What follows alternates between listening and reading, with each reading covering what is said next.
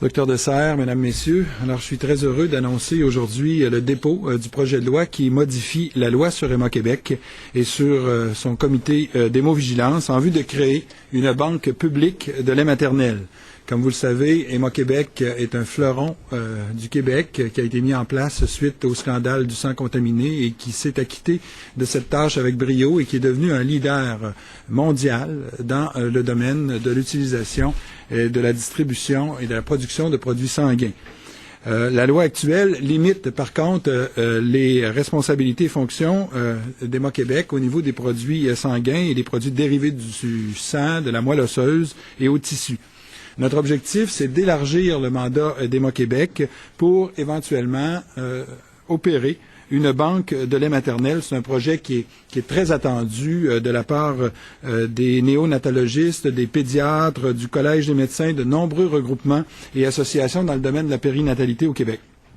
Une banque de lait maternel, c'est un service qui vise à assurer la collecte, le dépistage, le traitement et la distribution de lait humain, principalement pour les bébés prématurés qui sont hospitalisés et qui reçoivent pas ou trop peu de leur propre mère.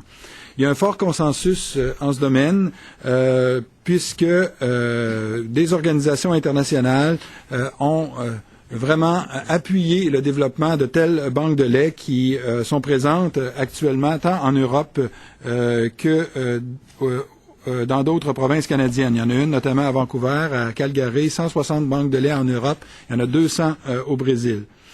Alors, le modèle, donc, visé pour le Québec présuppose le recrutement de 260 donneuses et qui vont donner une quantité suffisante de lait pour subvenir aux principaux besoins des bébés prématurés qui sont nés avant la 33e semaine de gestation, suivant les normes des organismes américains.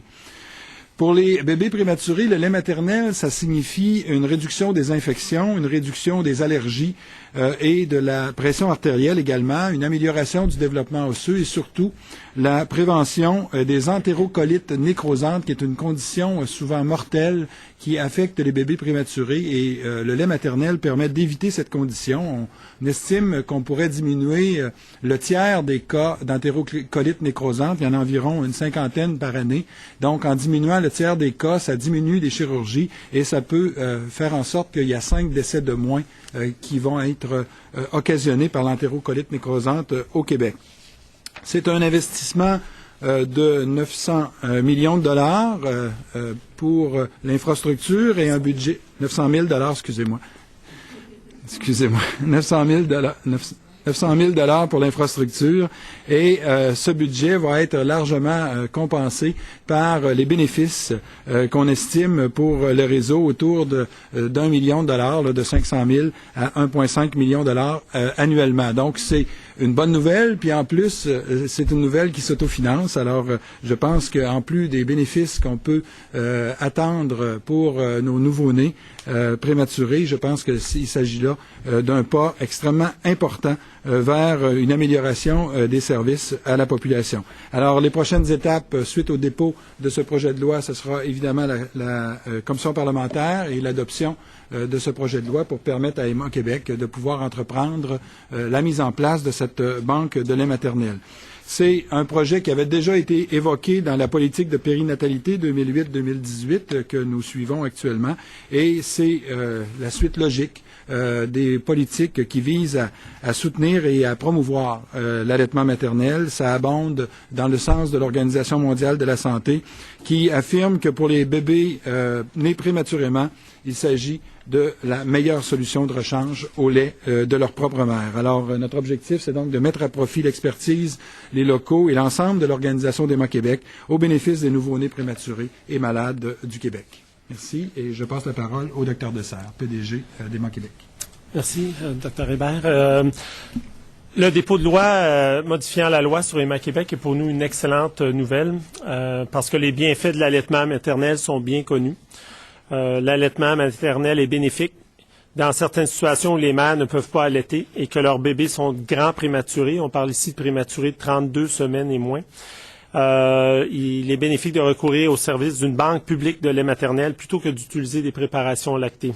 Et comme le ministre l'a expliqué, ces bénéfices-là Elle permet de diminuer la mortalité et la morbidité chez ces grands prématurés. Toutefois, aucune réglementation n'encadre les activités des banques de lait maternel au Canada. Et ici, l'expertise et la compétence d'Héma-Québec en matière de gestion de produits biologiques vont permettre d'assurer que les produits soient traités sécuritairement, efficacement, et par le personnel d'Héma-Québec, qui gère déjà les différents produits biologiques que sont le sang et les tissus humains distribués au Québec. Pour Héma-Québec, ce projet de banque de lait maternel s'inscrit dans la continuité de la mission d'Héma-Québec, tout comme les produits sanguins, comme les cellules souches, comme les tissus humains destinés à la transplantation. Le lait maternel est un produit biologique qui comporte des risques de transmission de maladies infectieuses, comme le VIH, l'hépatite B. Les activités de prélèvement et de préparation du lait maternel doivent donc tenir compte de ces risques et on doit chercher à éliminer et réduire ces risques. Si le projet de loi déposé aujourd'hui est entériné, Héma-Québec sera en mesure d'ici quelques mois de fournir aux hôpitaux québécois du lait maternel pasteurisé, sécuritaire et d'une valeur nutritionnelle reconnue. Il s'agit d'un modèle de banque de lait adapté au contexte québécois puisqu'il serait intégré aux activités d'Héma-Québec. Et ça, c'est une première selon nous dans le monde. Donc, nous espérons vivement que les parlementaires appuient ce projet de loi et qu'on puisse lancer la nouvelle banque de lait maternel québécoise d'ici peu. Merci. Alors, pour la période de questions, d'abord, Louis Lacroix, Cogeco Nouvelles. Il y a une question là-dessus, c'est un domaine qu'on ne connaît pas tellement. Comment on procède? Parce que là, vous parlez de 900 000 $ pour un bâtiment. Est-ce que, par exemple, si on établit un bâtiment, j'imagine qu'on le fait à un endroit où il y a beaucoup de gens, donc peut-être Montréal, tout ça, est-ce que les activités seraient concentrées à un endroit ou si on peut faire des prélèvements partout à la grandeur du Québec? Est-ce que ça marche comme, je sais pas, une banque de sang? Là, on aurait une banque de lait, je sais pas comment... Alors d'abord, c'est 900 000 pour des équipements, plus qu'un bâtiment, et c'est géré dans le réseau d'Héma-Québec. Alors, les femmes de tout le Québec vont pouvoir contribuer à ça. On va se servir de tout le réseau de prélèvement d'Héma-Québec. Alors, les femmes vont tirer du lait de façon volontaire et on va aller chercher ce lait-là pour le congeler et pouvoir être en mesure de faire les tests, le pasteuriser et le distribuer par la suite. Et les femmes auront des prélèvements sanguins pour s'assurer qu'elles ne sont pas porteuses d'un certain nombre de maladies, là, donc pour s'assurer de la sécurité du lait qui a été collecté. Je ne sais pas si le docteur Dessert... Tout à fait. Et ça va se faire, donc c'est pas un nouveau bâtiment, ça se fait dans les bâtiments d'Héma-Québec. C'est vraiment de l'équipement, genre pasteurisateur, des choses comme ça. C'est de l'équipement qui est l'investissement de 900. Mais est-ce que les femmes tirent le lait à la maison? Les femmes vont tirer le lait à la maison, congeler leur lait dans leur congélateur et Héma-Québec vont envoyer des courriers pour, avec son système de transport, chercher le lait chez les femmes qui vont avoir été recrutées à cette fin. Est-ce qu'il y a d'autres questions en français? Moi, j'en ai quelques-unes, si vous permettez. J'en ai deux pour vous. Est-ce que le projet de loi avait déjà commencé à être rédigé sous le précédent gouvernement libéral? La demande avait été faite à Héma-Québec par le milieu de la néonatologie il y a environ 2 ans et à ce moment-là, on a initié des démarches demandant modification de la loi pour nous permettre de répondre aux besoins. Alors, à mon arrivée, moi, c'est un projet que j'ai priorisé, et vous le voyez, là, c'est un projet qu'on a priorisé dans l'actuelle session. Alors, pour moi, c'était extrêmement important d'être capable de compléter ce projet de loi et de le déposer à l'Assemblée nationale pour le faire adopter le plus rapidement possible. Et je sais qu'il y a des groupes de pression qui vous ont demandé de donner le feu vert tout de suite à Héma-Québec au lieu d'attendre que le projet de loi soit adopté. Est-ce que c'est quelque chose qui peut être envisagé? Il faut respecter la loi. Alors, la loi ne permet pas à Héma-Québec actuellement d'aller dans cette activité, alors il faut donc modifier la loi. Est-ce qu'il y a d'autres questions en français? Alors, Julie Mars. Peut-être juste en français aussi, Réal? Globe and Mail, Réal Séguin. Juste savoir, est-ce qu'on peut faire une comparaison avec ce qui existe ailleurs? Vous dites que ça n'existe pas au Canada, mais est-ce que dans d'autres pays, comment ça fonctionne? Il y a des banques de lait maternel qui existent ailleurs. Il n'y a pas de banque de lait maternel qui utilise un réseau déjà existant comme le Héma-Québec. Ça va être une première. Ce qui fait qu'on va pouvoir assurer la qualité au même titre qu'on assure la qualité pour les produits sanguins. Et ça, dans ce sens-là, c'est une première. Le niveau de sécurité est relevé avec le projet actuel. Donc, ça n'existe pas dans les autres provinces? Ça n'existe nulle part ailleurs dans le monde. Vous n'aviez pas parlé de Calgary puis Vancouver? Oui, mais ils ont des banques de lait, mais c'est une banque de lait autonome à part. Et donc, à ce moment-là, les gens font une infrastructure, une structure qui est séparée. Donc, il y a une certaine duplication. Par exemple, Emma Québec va recruter les donneuses, les mères, chez les personnes qui consentent aux dons de sang de cordon. Et comme ces personnes-là ont déjà été testées par Emma Québec pour le sang de cordon, ben, il n'y aura pas du testing en double. Donc, ça devient plus efficace. Et ensuite, les normes de qualité d'Emma Québec vont être appliquées aux produits au lait. Et ça, c'est une première. C'est des normes supérieures de qualité. Julie Marceau, Radio-Canada. Je me demandais à quel point le besoin était criant, tu sais, si on a des statistiques sur le nombre de bébés prématurés. Oui, il y a environ, le besoin est criant. Il y a environ 1000 bébés prématurés de l'âge qu'on regarde, là, du 32 semaines et moins. Et comme le ministre l'a expliqué, on a des complications chez ces bébés-là qui ne peuvent pas recevoir de lait maternel de leur mère. Et le taux de complication est nettement plus élevé lorsqu'ils ne reçoivent pas du lait maternel. Donc, le besoin est criant. Il se chiffre en quelques mortalités par année, de 3 à 10 mortalités par année qui peuvent être évitées par un projet comme celui-ci. 1000 bébés. 1000 bébés par Ça, c'est la cible, les 1000 prématurés de 32 semaines et moins. Et parmi ces bébés-là, certains vont être allaités par leur mère, d'autres ne seront pas allaités par leur mère. Et dans ceux qui ne sont pas allaités par leur mère, un certain nombre d'entre eux vont développer des complications. Et ces complications-là, ça amène à un nombre de mortalité qui est de l'ordre, comme je disais, de 3, 5 à 10 selon les années. OK, mais je comprends que c'est 1000 par année. 1000 bébés prématurés. Par année. Par année, oui. OK. Oui. Dr. Hébert, I think I heard you talk about stem cells as well. Is that part of the plan? Yes, the bill is going to enlarge the mandate of Emma Quebec to cover not only the blood by itself, but also all biological specimen, including stem cells. At the moment, it's marrow that is covered, and from the marrow we extract the stem cells. But we're going to use the term stem cells instead of marrow, because, as you know, the evolution of the science is very rapid in this area, and we want to cover every sources of stem cells in the mandate of Emma Quebec. And the high rate of premature babies, is this related to in vitro fertilization? And is this a way of resolving that problem? Because there are a lot of premature. Not really. On the contrary, the in vitro fertilization and the law on the in vitro fertilization reduce the number of multiple baby pregnancy. So the risk of prematurity is decreased by this policy. Didn't know that. Okay, thanks. And I presume donors, it's given freely. It's not. It's like exactly. blood. It's you're freely and non-paid and unpaid. Yeah. En français. Ouais.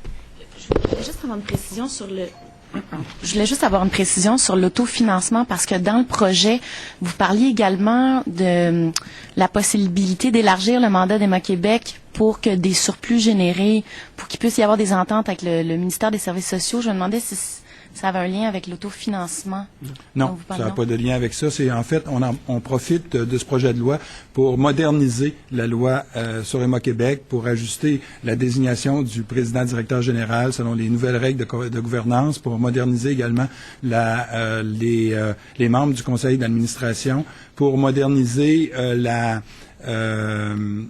reddition de comptes d'Emma Québec, donc le pouvoir d'inspection d'enquête du ministre de la Santé, et pour permettre plus de flexibilité dans l'utilisation de certains surplus d'Emma Québec. Alors, on profite de ce projet de loi-là pour moderniser la loi sur Emma Québec et abolir un certain nombre de dispositions, par exemple, qui assuraient la transition de la Croix-Rouge vers Emma Québec, par exemple. Alors, il y a toutes sortes d'articles là, qui sont assez techniques qui permettent de moderniser la loi sur Emma Québec. Monsieur Dessert, do you speak English? Yes. Wonderful. Can you tell me the difference that this breast milk can make in the lives of those premature babies? You gave some statistics earlier. Yeah.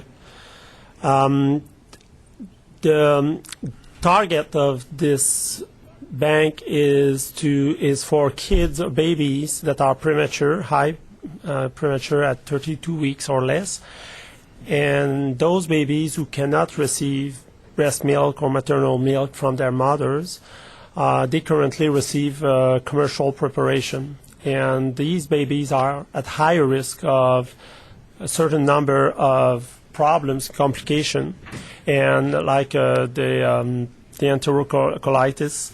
And this is actually increasing their risk of death and risk of getting complication leading to surgeries and long-term sequelas from those complications. So providing them with the maternal milk will reduce the risk and will reduce the number of death in those babies and the number of surgeries and treatments they will receive in the hospital thereafter. It's too bad there are no women up there, because I would like to ask somebody, in what way is breast milk the same as blood? It's in both cases, it's a human source that is used, and it's the human factor. And Héma-Québec has been set up to treat, we believe everything that's human should not be treated in a private way, commercial way. And Héma-Québec is not looking only after blood. Héma-Québec also is looking after human cardiac valves, corneas, and a number of human tissues, and including cord blood. So we're already in neonatology with the cord blood. So what we will do with milk is just make sure that milk is treated not for profit in that case, which is the case in some places in the U.S. So we don't want that to be attached to it. And we don't want to have a risk of infection also transmitted through the maternal milk to the babies. So for that reason, every mother that will give the extra milk she's making will be tested, as the minister indicated, will be tested for a number of viruses to just make sure that the milk is safe as anything else. Given the personal nature of breastfeeding, how are you going to recruit? The mothers will be recruited mainly from the mothers who already agreed to give their blood cord. So we recruit mothers every year, and we have every year about 6,000 mothers after birth. They agree to give their cord blood for the stem cells in the cord blood to be used to treat some types of cancers. So those mothers will be asked if they want, on a volunteer basis, to give the extra milk. And we believe we can have plenty of mothers to fill the needs that for that. Minister Hébert, do you agree? You're expecting a lot of volunteers? I am expecting a lot of volunteers. Many mothers have indicated they're willing to be participating in this, and in other countries and provinces where this system was set up, there was no problem in recruiting women, and I think women could be very interested to give a personal gift to some other babies who will survive, who will have less complication from their own their own milk. Héma-Québec was created as a result of the tainted blood scandal of the Red Cross, and I'm wondering just what guarantees can you give to mothers that something like this won't happen under your supervision? You know, Héma-Québec is a world leader in the safety and the efficacy of their operation since their creation. It's really a champion in this area, and I'm very pleased that Héma-Québec enlarged its mandate to ensure that the maternal milk will have the same safety than the blood, and so we are building on a success story in Quebec that is very, very well renowned over the world. And how many volunteers do you need to meet the demand? 260. Yeah, So out of the 6,000 potential recruits, your need is 260 volunteers. Exactly. Can you explain again, Mr. Dessin, from beginning to end, where the milk comes from Yeah. and where it goes? Well, the mother is recruited in the hospitals, and at the hospital she will be given instructions at birth, and the mother will collect milk at home. It's always the extra milk she gets every day, and she will freeze that milk, and Emma Quebec will collect the milk at home, at the home of the mother is giving the milk. Yeah. By Yeah, courier? yeah.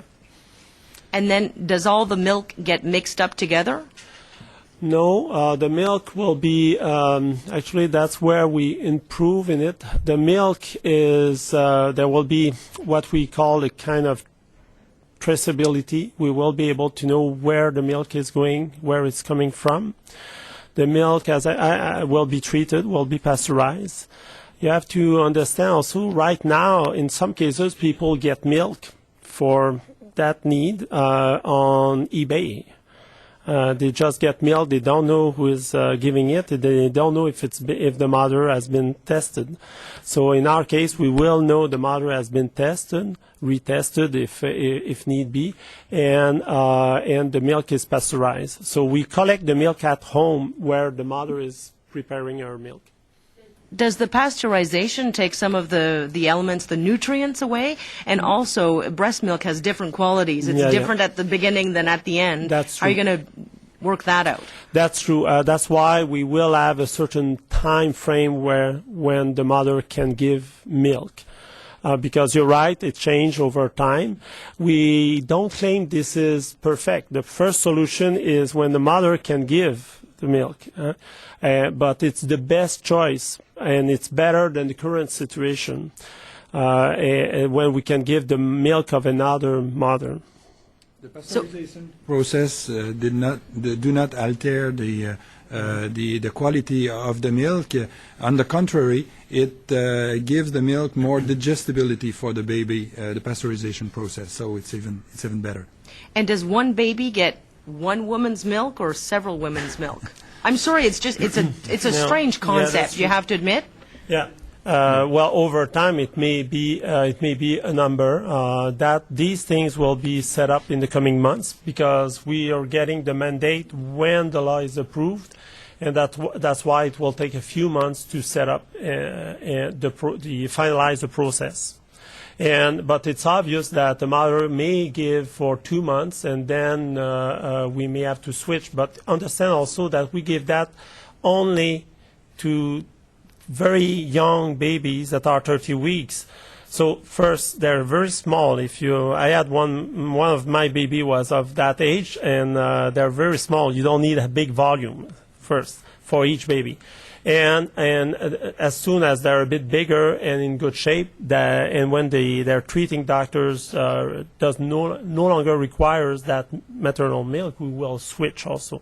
So it won't be like for a long period of time. But that will be set up in more details when the maternal bank is set up in the coming months. And just to be clear, this is because the women who have given birth to the premature babies are not producing enough milk of their own. It's for whatever reason the mother is not able to give milk, her own milk, to her baby. Yeah. What other reasons might there She could be? be sick. She could be sick and not able to give their own milk. And you may know that if the baby is 30 weeks, it's a bit harder to start breastfeeding the baby. So there are a number of reasons. So we basically don't care what the reason. If the baby needs it, then we will provide it. Does it feel a little strange talking about a breast milk bank? No. No, Not for the women, not for the pediatrician, not for the neonatologist, not for the group of women who had this experience and would have liked to have access to breast milk. Dernière précision en français pour clore la conférence de presse. Là, je comprends que le lait va être traité, pasteurisé, mais vous n'êtes pas en mesure à ce stade-ci de dire s'il va être homogénéisé. Ah, il sera pas Non, il ne sera pas homogénéisé. homogénéisé. Donc, Ouais, pas besoin de pourrait dire qu'il l'être. sera pas. Non, c'est pasteurisé.